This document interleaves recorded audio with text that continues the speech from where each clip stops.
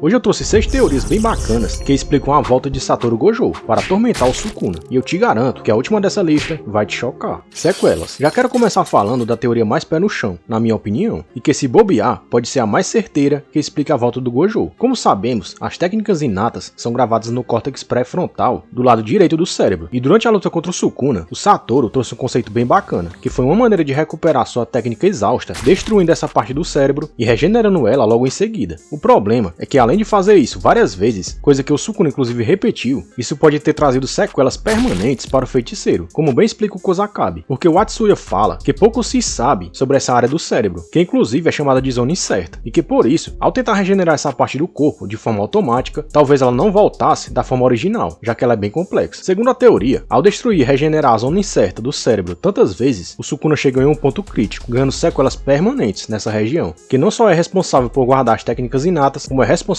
também por guardar grande parte da memória do feiticeiro. No momento em que o Sukuna fez isso de novo, na luta contra o Yuji e o Todo, as memórias do passado se misturaram com as memórias do presente, sem que ele tenha certeza do que seja real ou não. E isso explica aquela aparição do Gojo, prestes a expandir o seu vazio ilimitado, e também as falas do narrador, chamando aquela sombra de fantasma. Se for o caso, finalmente vamos ver de perto os reais danos que o Sukuna recebeu na sua luta contra o Gojo, que o autor não conseguiu mencionar a cada capítulo, mas que não vimos na prática até agora. Vazio ilimitado programado. Falando da técnica do Gojo, essa teoria aqui eu vi lá no X, e é difícil de engolir, mas ainda assim é bem interessante, e eu precisava trazer aqui. Segundo ela, ainda durante a luta contra o Sukuna, o Gojo percebeu que o vilão tinha desenvolvido o super corte capaz de romper a sua intangibilidade, bem naquele momento em que o Mahoraga corta o seu braço. Por causa disso, o Gojo teria programado o seu vazio ilimitado para ativar no momento em que o Sukuna baixasse a guarda. O gatilho para ativar isso seria quando o Sukuna destruísse e reconstruísse aquela parte do seu cérebro outra vez, como ele acabou de fazer aqui contra o Yuji e o Todo. O objetivo do Gojo com isso não era se salvar, ou até mesmo voltar à vida, mas programar sua técnica para ativar pela última vez, e assim cumprir com a sua promessa, salvando o Megumi, como o último ato do feiticeiro. Lembrando que a aparição do tal fantasma do Gojo é a representação perfeita para a ativação do vazio, como ele sempre fez. Só que existem alguns detalhes que podem quebrar essa teoria, como o gatilho para sua ativação, por exemplo, porque o vazio só ativaria no momento em que o Sukuna reconstruiria o seu cérebro, e não antes, quando ele ativou o Santuário Malevolente. E outra, não existe qualquer precedente que mostre que o Gojo conseguiu fazer tal coisa, mesmo usando um pacto. Sem falar que por essa teoria, aquela cena do aeroporto não faz sentido nenhum. Pacto do Gojo. Em Jujutsu Kaisen, os pactos ou votos vinculativos são uma arma poderosa, mas muito perigosa de serem usadas, como fala o próprio Sukuna. Só que na prática, vemos os feiticeiros fazendo votos à torto e à direita, sem oferecer quase nada em troca, como vimos bem recentemente com o Todo. Apesar do Sukuna ser o maior exemplo de alguém que usa pactos para superar os inimigos, podemos deduzir que outro feiticeiro poderia usar do mesmo artifício para escapar da morte, e eu falo de Satoru Gojo. De acordo com essa teoria, o Satoru teria feito um pacto no momento em que recebeu o corte que corta mundos, para transferir a sua alma para outro lugar, em troca de perder os 6 olhos. Isso daria bem mais trabalho para a Shoko e o Yuta tentarem trazer o professor de volta, mas não seria impossível. O único problema é que ele voltaria nerfado, pois perderia o seu maior trunfo, que é o poder dos 6 olhos, o que faria com que ele precisasse lutar ao lado dos outros feiticeiros para poder ter alguma chance contra o Rei das Maldições. E se a gente for lembrar, o Gege Akutami sempre falou que o Gojo era um baita problema de roteiro, tal qual a Capitã Marvel lá no UCM, e suas aparições sempre causavam uma dor de cabeça na trama, que precisava sempre se adequar para que os inimigos tivessem uma mínima chance contra ele. O próprio Kenjaku fala exatamente isso no início da história. Então, juntando esse fato com a popularidade do personagem, que obrigaria ele a voltar para pelo menos vender mais mangás, além de todos os danos colaterais que ele sofreu na luta contra o Sukuna, essa seria a ocasião perfeita para que o autor trouxesse Satoru Gojo de volta, só que nerfado. Eu sinceramente não gosto dessa teoria, porque eu sou contra nerfar personagens. É por isso que eu vivo criticando o Kishimoto pelo que ele fez com Naruto e Sasuke. Mas o fato dos feiticeiros no campo de batalha não terem mencionado o nome do Gojo nenhuma vez, sendo que até o Higuruma foi lembrado pelo Yuta e também pelo Yuji, me faz acreditar que essa teoria realmente pode acontecer. Revivido pela Shoko. Essa é antiga, mas vale a pena mencionar aqui, porque ela foi levantada pelo próprio Sukuna, quando disse que os feiticeiros estavam sendo resgatados pelo Uyui e sendo levados para a Shoko para que ela pudesse curá-los. Na ocasião, o Sukuna fala que ela não poderia trazer o Gojo de volta, porque a sua técnica de cura, além de ser bem inferior à dele, ela reduzia a sua eficácia em 50%, quando usada em outros feiticeiros. Mas tem um detalhe que o Rei das Maldições não sabe, que pode mudar tudo, que é a presença da Utahime ali no QG. Como sabemos, a Utahime consegue ampliar a técnica de outros feiticeiros, como ela fez com o próprio ataque do Gojo contra o Sukuna, ajudando a aumentar ele em 120%, lá no começo da luta entre os dois. Por causa disso, não seria difícil para ela ampliar a técnica da Shoko, e assim, ela voltaria para os 100% de eficácia, podendo trazer qualquer feiticeiro de volta. Isso sem falar de outros feiticeiros que estão ali no QG, e que podem ajudar a curar o Gojo de alguma forma, como o Arata Nita, que pode prevenir sangramentos e o agravamento de feridas, o Yotokutsu, que pode até trazer feiticeiros de volta à vida por instinto, sem qualquer desvantagem, como ele fez com o próprio Yuji uma vez, e por último, mas não menos importante, o próprio Gojo, que conseguia se regenerar por conta própria, até mesmo depois de ser massacrado pelo Toji, lá no arco do inventário oculto. Mas por que tanta demora em trazer o Gojo de volta? O que pode explicar essa demora é que o professor sofreu severos danos depois da sua luta contra o Rei das Maldições, além do corte que corta mundos que todo mundo fala. Podemos destacar feridas profundas espalhadas pelo corpo, que mal tiveram tempo de serem curadas corretamente, danos severos nos nervos, danos cerebrais, baixa produção de energia e outros fatores que impediriam ele de voltar 100% nesse meio tempo. Lembrando que não se passou muito tempo do início da luta entre Gojo e Sukuna, com o momento atual na luta todo Yuji versus Sukuna. Então essa teoria é uma das mais fortes dentro da fandom de Jujutsu, porque ela realmente seria possível de acontecer. Expansão de domínio de Yuji Itadori. Essa é de longe a teoria mais legal de todas, e eu não ligo se ela é pouco provável, porque eu preciso trazer ela aqui pra vocês. Segundo essa teoria, no momento em que o Yuji atinge o seu último Black Flash contra o Sukuna, ele atinge um nível de proficiência em técnicas tão grande que desperta finalmente o uso do seu domínio, que muitos teorizam se chamar de território de caça, por causa daquela cena final do Mahito. No momento em que o Itadori percebe que o Sukuna ia ativar o Santuário Malevolente, de novo, ele se antecipa e crava sua mão no peito do vilão, ativando seu próprio domínio, território de caça. Mas o que esse domínio faz? Levando em consideração a cena do Yuji encurralando do Mahito e a cena atual do Sukuna, temendo ter visto o Gojo em meio à poeira, eu cravo aqui com segurança que o efeito garantido da técnica do Itadori traz à tona o maior medo do inimigo para a realidade. E se lá com o Mahito, seu maior medo eram lobos, ou até o próprio Yuji, aqui, o maior medo do Sukuna claramente é a volta do Gojo, alguém que deu tanto trabalho para ele, que ele vem temendo constantemente em seu subconsciente, já que ele levantou a possibilidade da Shoko curar ele anteriormente. Por essa teoria, podemos deduzir que contra o Mahito, o seu domínio era uma coisa inacabada, mas aqui podemos ver finalmente o resultado da técnica máxima do Yuji, que funciona como uma espécie de Tsukuyomi dentro da cabeça do alvo. Lembrando que esse seria o maior resultado do treinamento do Yuji enquanto ele esteve dentro do corpo do Yuta, e todo aquele papo de memória muscular, que fez ele aprender tantas técnicas em tão pouco tempo, e o desenvolvimento do seu próprio domínio também está nessa conta. Outro detalhe mostrado por quem defende essa teoria é que o balão onde aparece a frase expansão de domínio é preto. Isso sempre é usado pelo Gege para diferenciar a fala de outros personagens dentro do quadro do personagem que está em primeiro plano. Ou seja, embora Sukuna estivesse preparado para expandir o seu domínio, de acordo com essa teoria, o Yuji foi lá e fez isso antes. Sem falar que isso seria uma forma brilhante de trazer o protagonismo de volta para as mãos do Yuji. E nada mais poético que o fim do Sukuna seja pelas mãos daquele que ele mais zombou, o Yuji Itadori. Pacto quebrado. Por último, mas não menos importante, temos uma teoria que além de interessante, tem bem mais chance de acontecer que a anterior, que é a do voto quebrado. E eu confesso que eu tô apostando todas as minhas fichas nessa teoria. Como eu já falei nesse vídeo, os votos vinculativos são uma arma muito poderosa, se bem usadas, e o Sukuna é mestre nesse quesito. Ele já ampliou o efeito garantido do seu domínio, em troca de perder sua barreira, já usou um voto para cortar o Gojo ao meio, em troca de nerfar a técnica que corta mundos, fez outro pacto para poder usar o Fuga na potência máxima e usou essa artimanha dezenas de outras vezes, para se livrar de alguém quando seu oponente estava enchendo o saco dele. Porém, nem mesmo o Rei das Maldições está imune às consequências de uma quebra de pacto, como ele mesmo menciona. E é aí que chegamos nessa teoria. Segundo ela, o Sukuna teria feito um pacto para vencer o Gojo, que além de nerfar sua técnica de corte, garantiria que ele não tentaria mais regenerar o seu cérebro destruído, pelo menos naquele mesmo dia. Só que depois de usar tantos votos vinculativos e de receber tantos danos físicos na alma e no corpo, o vilão pode ter esquecido desse pacto e acabou quebrando ele, desencadeando o seu maior medo, a volta de Satoru Gojo. Como eu já falei, só existe uma coisa que o Sukuna respeita acima de tudo, que são os votos vinculativos. E embora a gente nunca tenha visto as consequências de quebrar um voto realmente na história, fica subentendido que elas são tão terríveis que nem o maior vilão da obra ousaria quebrá-las. Pra mim, o próprio Santuário Malevolente deformado já foi um aviso disso, de que o Sukuna está brincando com a sorte e indo longe demais. Mas foi só aqui, no capítulo 260, que as consequências de uma quebra de pacto podem ter caído com tudo em cima do Sukuna, fazendo ninguém além dele ser o responsável pelo retorno do feiticeiro mais forte. Lembrando que nesse vídeo eu foquei apenas nas melhores teorias, mas existem várias outras que tentam explicar a volta do Gojo, como alguns dizendo que aquela era a Nobara, no corpo do Satoru, e que por isso ela só mostrou um olho. Olha a maluquice. Mas nesse vídeo eu foquei apenas nas melhores teorias. Curtiu o vídeo? Então confere essas outras teorias que eu já trouxe aqui no canal um tempo atrás, que também falam de como o Gojo voltaria, e elas também são tão boas que é capaz de que alguma delas se concretizem. Obrigado por ter ficado no vídeo até aqui,